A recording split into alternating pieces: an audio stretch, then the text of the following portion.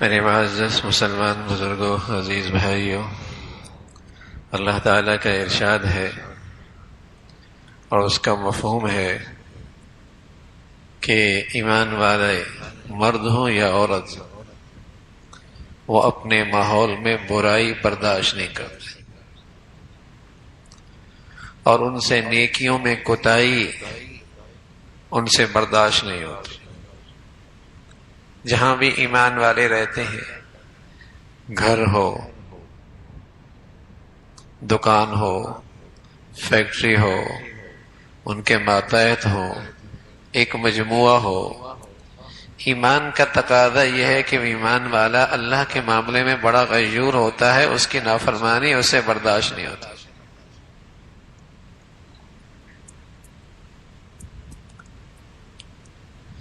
وہ اپنے ماحول کو گناہوں کی گندگیوں سے پاک رکھتا ہے، اپنی تقریبات کو گناہوں کی نحوستوں سے صاف رکھتا ہے۔ مرد ہے یا عورت، ایمان ہے تو برائیوں کے لیے رکاوٹ بنتا ہے، نیکیوں کو فروغ دیتا ہے۔ ایمان جو ہے، پیارے رسول صلی اللہ علیہ وسلم فرمایا کرتے تھے، اہل ایمان اور اہل اسلام کو ان کا کلمہ نفع نہیں دے گا۔ اہل ایمان اور اہل اسلام کو ان کا کلمہ نفع نہیں دے گا، ان کے لیے نجات کا ذریعہ نہیں بنے گا۔ کہ یا رسول اللہ کب؟ فرمایا مسلمان برائی دیکھے اور اسے روکے نہیں، مسلمان کی آنکھوں کے سامنے اللہ کا حکم ٹوٹے اور اسے پرواہ نہ ہو، فرمایا پھر اس مسلمان کا ایمان اور کلمہ اسے کام نہیں دے گا۔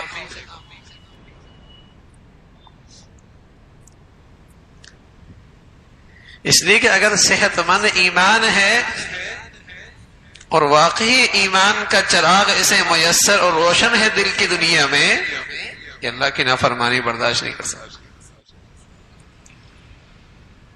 ہاں، کبھی ایسا ضرور ہوتا ہے کہ اس کا بس نہیں چلتا،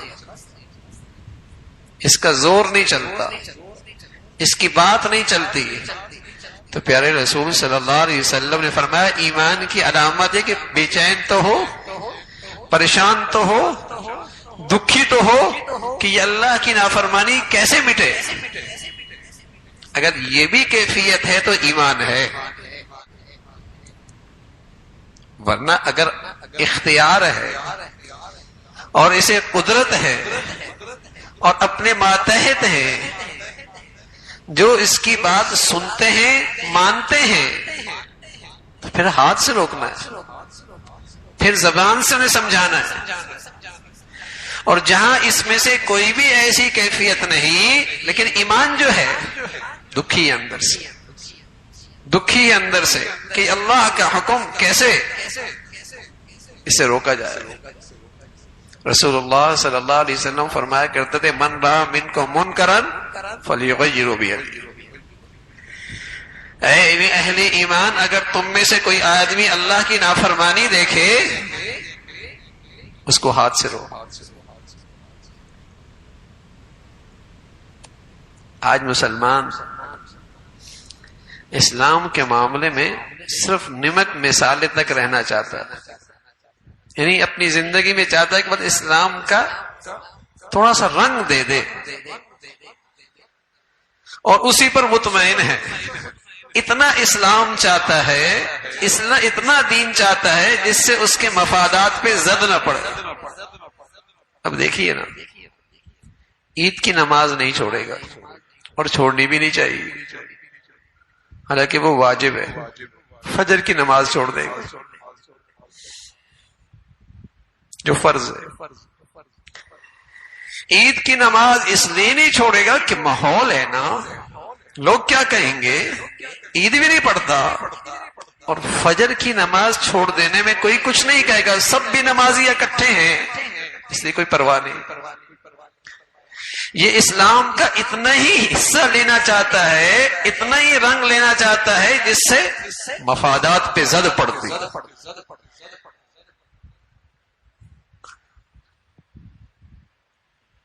اور جس برائی میں سب شریک ہیں اس کا یہ بھی حصے دار ہے.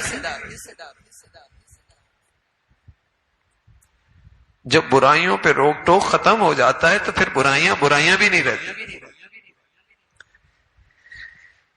پھر برائیاں ہی نہیں رہ جاتی، بلکہ ایک وقت تو اللہ حفاظت فرمائے برائی اچھائی بن جاتی ہے، بلکہ اس سے بھی بڑی بد نصیبی ہوتی ہے اس معاشرے کی کہ صرف برائی اچھائی نہیں بنتی، بلکہ برائی پر آدمی فخر کرنے لگتا ہے، برائی اسٹیٹس بن جاتا ہے.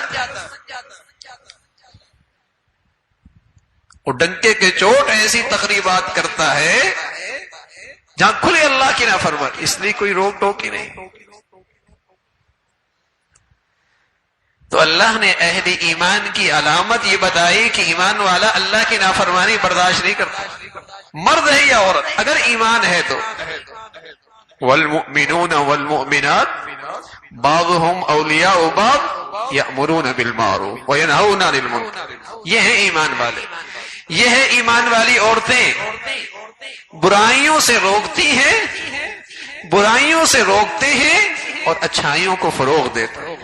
یہ ہے ایمان، یہ ہے ایمان کا تقاضا، یہ ہے ایمان کی نشانی.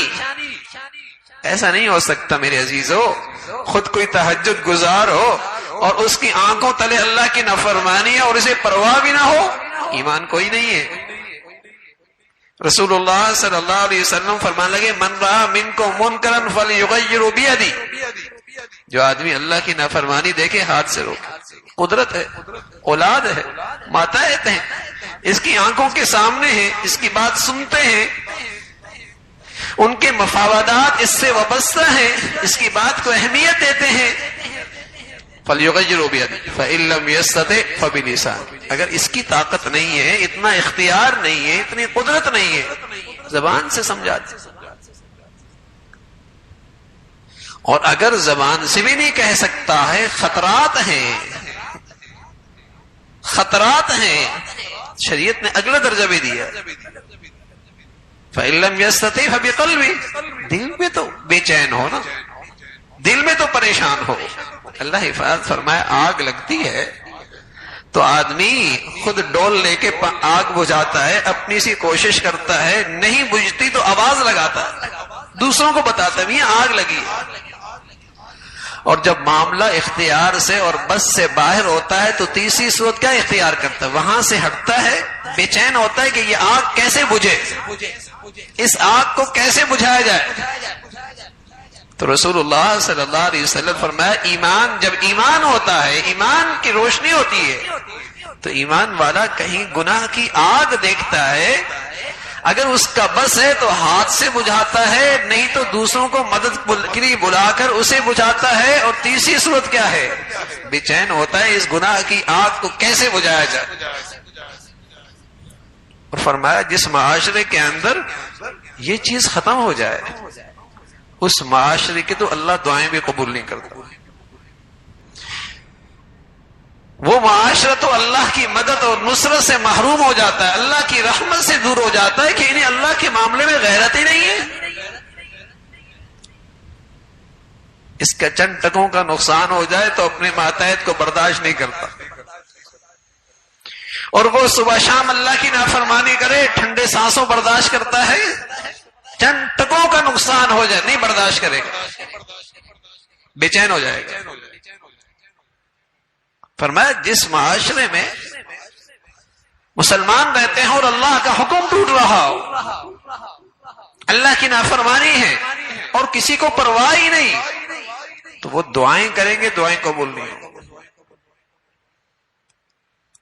اس لیے دعا کی قبولیت میں جہاں ایک بہت بڑا ادب ہے، اور وہ ادب یہ ہے کہ لقمہ حلال ہو، وہاں ایک ادب یہ بھی ہے دعا کی قبولیت کے لیے کہ امر بالمعروف اور نہی عن المنکر کرتا رہے، برائیوں سے روکتا رہے، برائیوں سے روکتا رہے اور اچھائیوں کو فروغ دے.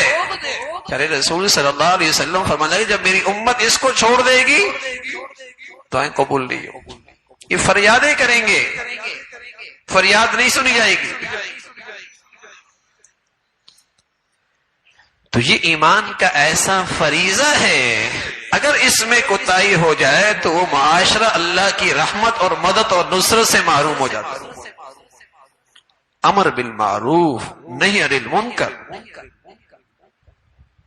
پہلے پھر بھی کچھ ایک ہوتا تھا کہ بڑے ہیں، اس کوئی روک ٹوک کرنے والے، کوئی منع کرنے والے، کچھ اندیشہ ہوتا تھا کہ لوگ کیا کہیں گے۔ لیکن چونکہ اب روک ٹوک ہی ختم ہو گئی، اب برائی علی الاعلان ہونے لگی۔ اور پیارے رسول صلی اللہ علیہ وسلم فرمایا کرتے تھے کل امتی معافن الا المجاہرین، میری ساری امت کی معافی ہو جائے گی، لیکن جب گناہ علی الاعلان ہو جائیں گے تو یہ میری معافی سے بھی محروم ہو جائیں گے۔ یہ تو باغی ہے، یہ تو باغی ہے۔ باغی آدمی کی سزا سخت ہے۔ ایک ہے کسی وجہ سے کوتاہی ہو گئی، مغلوب ہو گیا اپنے خواہشات سے، شرمندہ ہے، ندامت ہے، اور ایک ایک ڈنکے کی چوٹ ہے، فخر کر رہا ہے برائی پر۔ اللہ حفاظت فرمائے۔ اب مسلمانوں کی تقریبات ہیں، مسلمانوں کی تعلیمی ادارے ہیں، مسلمانوں کے ادارے ہیں، اور برائی کیسے سر چڑھ کے بول رہی ہے، برائی کیسے سر چڑھ کے بول رہی ہے۔ اللہ حفاظت فرمائے۔ یہ اللہ کے غضب کو دعوت دینے والی بات ہے۔ مسلمان اسے برداشت نہیں کرتا۔ ہاں کہیں ایمان کا چراغ ہی بجھ جائے، صرف مردم شماری کا مسلمان رہ جائے، ایمان کی حقیقت سے محروم ہو جائے، وہ ان گناہوں کو برداشت کر سکتا ہے۔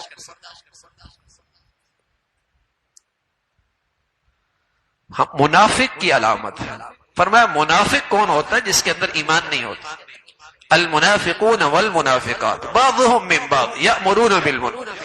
یہ منافق مسلمان معاشرے میں بے حیائی پھیلاتا ہے۔ یہ منافق ہوتا ہے جو مسلمان معاشرے میں ناچ گانے کو فروغ دیتا ہے۔ یہ منافق ہوتا ہے جو مسلمان معاشرے میں لقمہ حرام کو عام کرتا ہے۔ مسلمان نہیں۔ المنافقون والمنافقات بعضهم من بعض یأمرون بالمنکر۔ منافق آدمی برائیوں کو فروغ، مخلوط محفلیں، مخلوق تقریبات، مرد عورت کا ناچ گانا، فرمایا یہ ایمان نہیں ہے۔ اگرچہ نماز پڑھتا ہو، روزہ رکھتا ہو، وَإِن صَامَ وَصَلَّى، لیکن اگر یہ دیوسیت کے ساتھ زندگی گزارے گا اس کا ایمان کوئی نہیں۔ اس لیے کہ مسلمان اللہ کی نافرمانی برداشت نہیں کرتا، کہیں ہاتھ سے روکتا ہے، کہیں زبان سے سمجھاتا ہے۔ تیسری صورت، آخری صورت یہ کہ آدمی دکھی ہوتا ہے، میرا بس نہیں چلتا، میری قدرت نہیں چلتی، لیکن اللہ کی نافرمانی۔ تو فرمایا ایمان والا برائی کو اپنے ماحول میں جگہ نہیں دیتا۔ اور منکر عربی زبان میں کہتی اس کو ہے، منکر کیسے کہتے ہیں؟ ایک اجنبی چیز۔ آپ کے گھر میں کوئی اجنبی شخص آ جائے تو بتائیے کوئی چین سے سوتا ہے؟ جب تک اس سے اپنے تحفظ کا یقین نہ ہو جائے اس وقت تک اسے چین نہیں آتا۔ اسی طرح فرمایا مسلمان کے گھر میں، مسلمان کی زندگی میں، مسلمان کے اولاد میں کوئی منکر آ جائے اسے چین نہیں آتا جب تک کہ اپنے گھر، اپنے اولاد کا اس سے تحفظ نہ ہو جائے، اسے چین نہیں آتا۔ جیسے آنکھ کے اندر کوئی اجنبی چیز آ جائے، کوئی چھوٹی سی ذرہ، آدمی کیسے بے چین ہوتا ہے، آدمی کیسے پریشان ہوتا ہے۔ فرمایا منکر اہل ایمان کے لیے ایسا ہی ہے، اگر اس کے ماحول میں کوئی منکر آ جائے مسلمان کو بے چین کر دیتا ہے وہ، جب تک کہ اس سے حفاظت نہ ہو جائے۔ معروف، فرمایا معروف تو وہ ہوتا ہے جس سے مسلمانوں کو مناسبت ہوتی ہے، جس سے مسلمانوں کو مناسبت ہوتی ہے، لیکن مزاج بگڑ گیا تھا، مزاج بگڑ گیا ہے، بیماری سر چڑھ کے بول رہی ہے۔ جب بیماری سر چڑھ کے بولتی ہے تو میٹھی چیز کڑوی لگتی ہے، میٹھی چیز بھی کڑوی لگتی ہے۔ اب برائیوں میں مزہ آتا ہے، نیکیوں سے دل اکتاتا ہے۔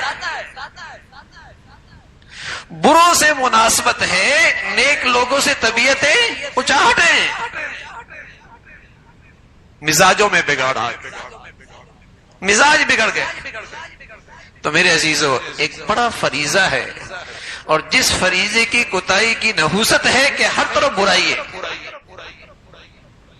ہر تقریب میں گندگی ہے، ہر اجتماعیت میں اللہ کی نافرمانی ہے۔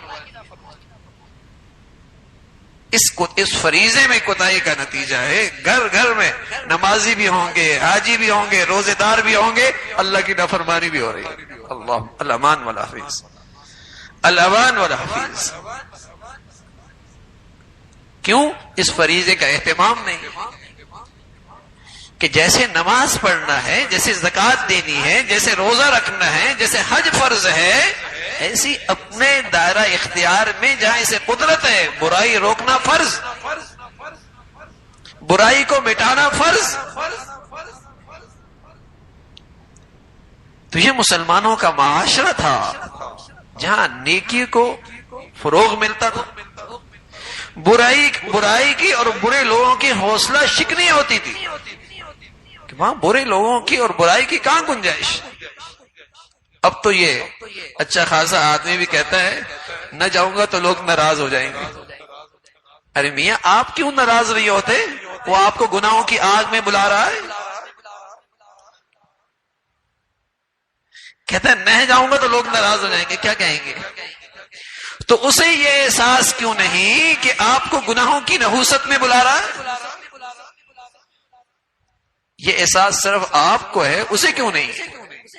اور جس کا نتیجہ یہ ہے کہ آہستہ آہستہ ہر شخص برائیوں کی گندگیوں میں پڑ رہا۔